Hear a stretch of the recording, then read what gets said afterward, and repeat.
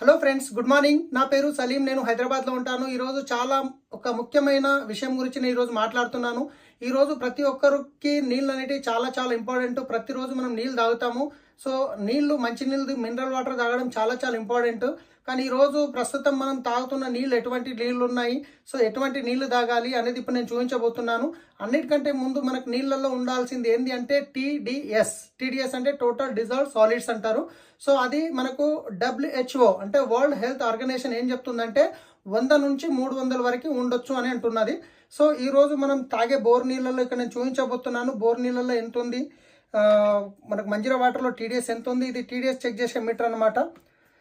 So తర్వాత water purifier అయిన తర్వాత వాటర్ ఏ విధంగా టీడీఎస్ తగ్గిపోతుంది అనేది నేను ఇప్పుడు చూపించబోతున్నాను.